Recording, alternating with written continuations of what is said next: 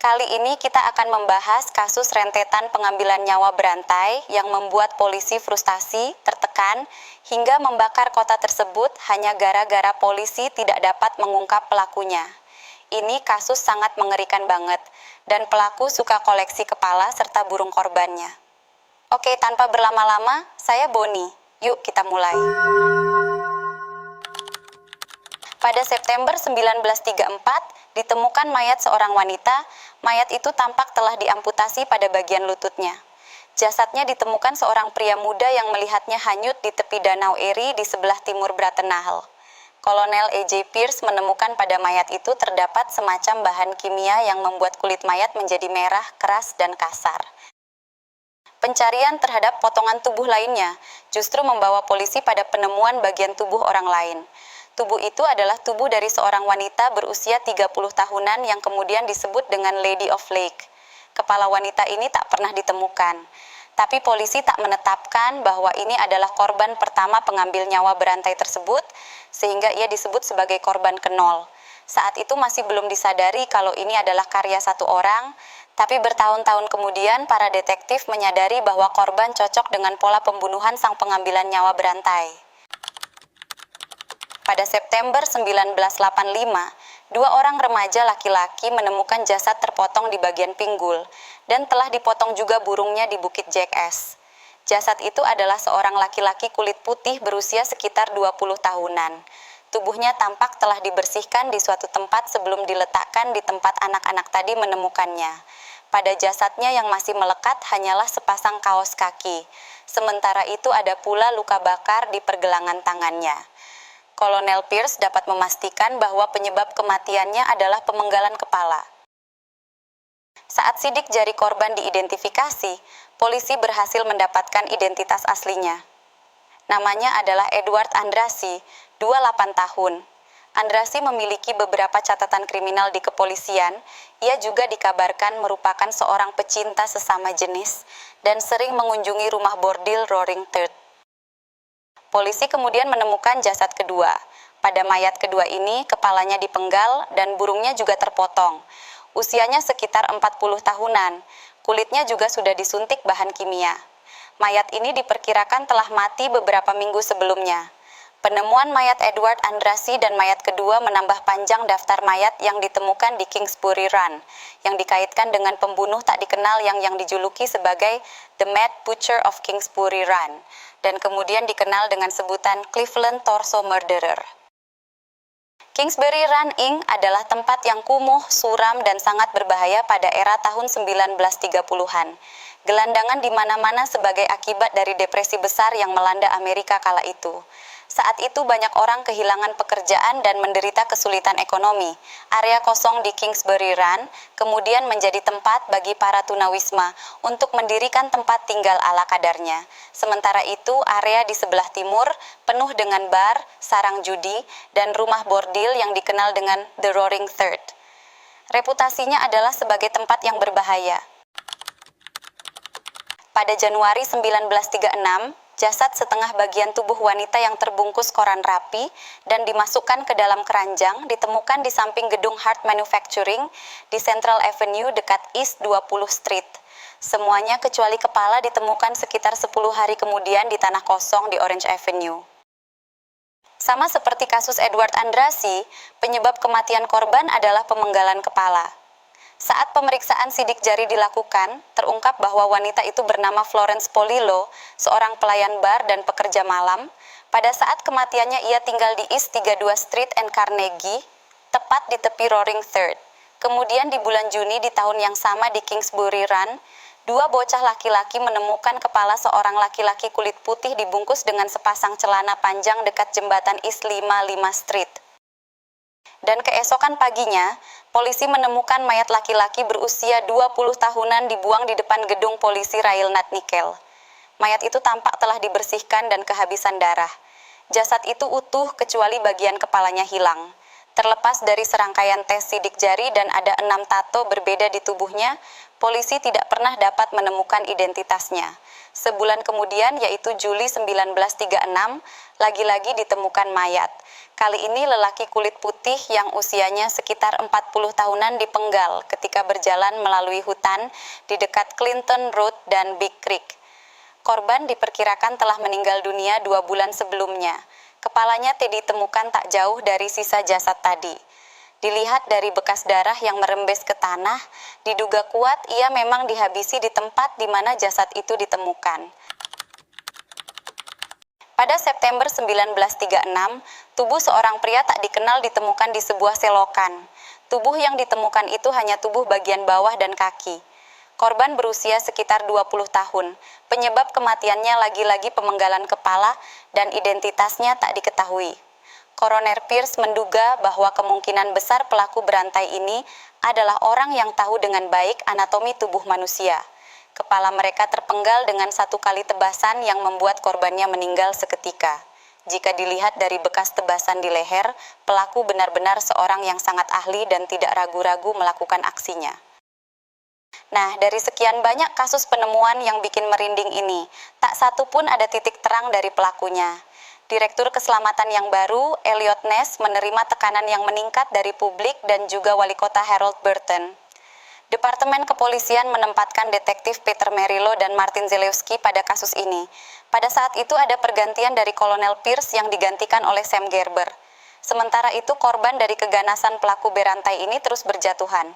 Pada Februari 1937, tubuh seorang wanita yang terbawa arus ke pantai timur Brachtenal ditemukan. Usianya sekitar 20 tahunan, mayat ini tidak pernah dapat diidentifikasi. Penyebab kematian bukan pemenggalan. Tampaknya ia sudah mati begitu kepalanya dipenggal. Lalu pada Juli 1937, seorang remaja menemukan tengkorak manusia di bawah jembatan Lorraine Carnegie. Di sebelahnya ada tas goni berisi sisa-sisa kerangka dari seorang wanita kulit hitam yang usianya ditaksir sekitar 40 tahunan. Dari pemeriksaan gigi, wanita itu diidentifikasi sebagai Rose Wallace dari Scoville Avenue. Dan masih di bulan yang sama, korban ke-9 ditemukan. Jasadnya ditemukan tanpa kepala di perairan Sungai Cuyahoga. Korban yang berusia 30 tahunan ini ditemukan dalam kondisi perut telah dihancurkan dan jantung yang robek. Polisi makin tertekan nih, dan akhirnya penekanan ditambah lagi. Pada April 1938, korban berikutnya kembali ditemukan di Sungai Cuyahoga. Kali ini yang ditemukan adalah tubuh bagian bawah, yaitu kaki. Sebulan kemudian barulah bagian tubuh lainnya ditemukan di 2 tas goni. Untuk pertama kalinya, Koroner Gerber menemukan adanya obat-obatan dalam tubuh korban yang membuatnya menduga bahwa para korban mungkin saja diberikan obat tertentu untuk melumpuhkan sebelum eksekusi. Polisi makin dibuat tak berdaya mengatasi kasus ini, belum pecah nemu jasad lagi, dan begitu seterusnya. Beberapa bulan kemudian, Agustus 1938, ditemukan lagi tubuh seorang wanita yang terbungkus blazer biru berkancing dan dibungkus lagi dengan selimut tua. Kaki dan tangan korban ditemukan terpisah di dalam kotak yang dibungkus dengan kertas lalu diikat dengan karet gelang. Kepalanya juga dibungkus dengan cara yang sama. Beberapa bagian tubuh korban seolah sudah didinginkan sebelumnya. Saat polisi tengah mencari potongan tubuh lainnya, polisi menemukan sisa jasad diletakkan hanya beberapa meter dari jendela kantor Elliot Ness. Sang pelaku berantai ini seolah sedang mengejek petugas yang telah frustasi dengan kasus ini. Polisi yang sudah sejak lama tertekan dengan kasus ini mulai kehilangan akal sehat dan memutuskan untuk bertindak di luar prosedur. Pada tengah malam tanggal 18 Agustus 1938, Elliot dan 35 orang petugas polisi dan detektif menswiping Kingsbury Run.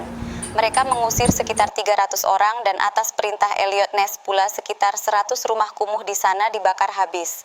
Tindakan ini mendapat kritikan tajam pers dan publik. Masyarakat pun semakin takut.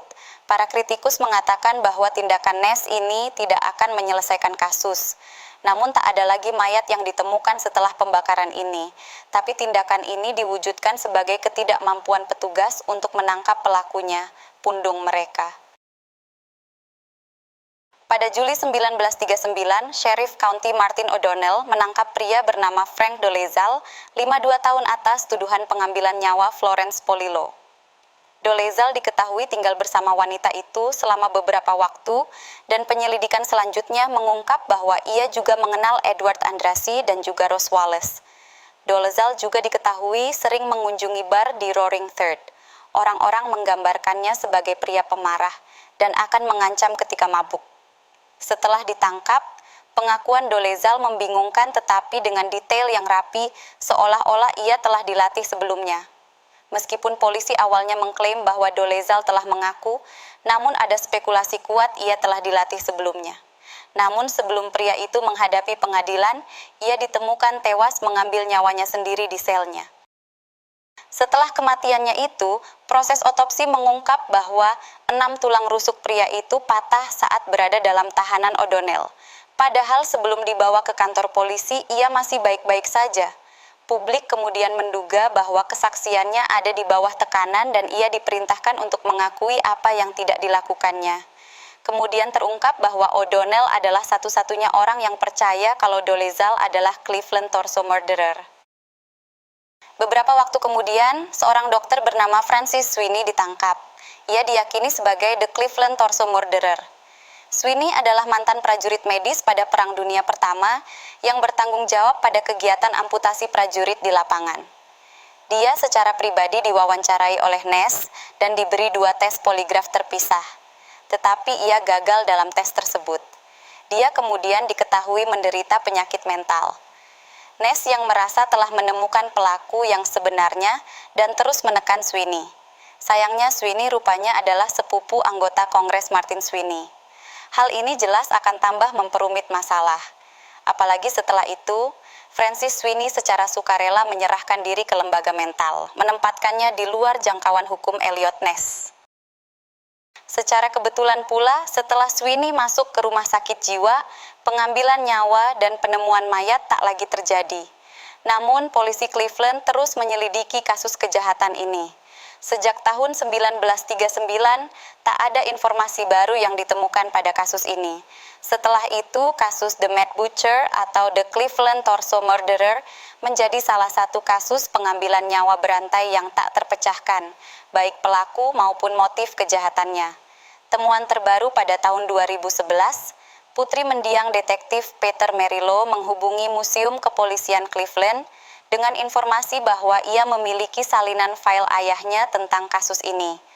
Dokumen-dokumen tersebut termasuk diantaranya hasil otopsi, catatan dari rumah sakit jiwa, dan beberapa hasil wawancara dengan Sweeney. Namun pada kasus yang sebenarnya memang belum pernah ada pelaku ditangkap, dan yang benar-benar meyakinkan bahwa dia adalah pelaku sebenarnya.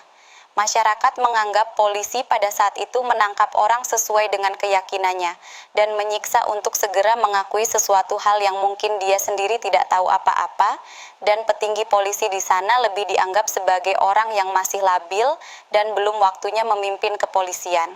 Sampai saat ini kasus ini tak terpecahkan. Jika kalian suka pada pembahasan video kali ini, jangan lupa like, komen, dan share ke teman-teman kalian yang sekiranya suka pada kasus mengerikan berdasarkan kisah nyata yang solid. Jangan lupa juga subscribe dan channel ini akan membawakan kisah nyata menarik setiap harinya. Saya Boni, sampai jumpa besok sore.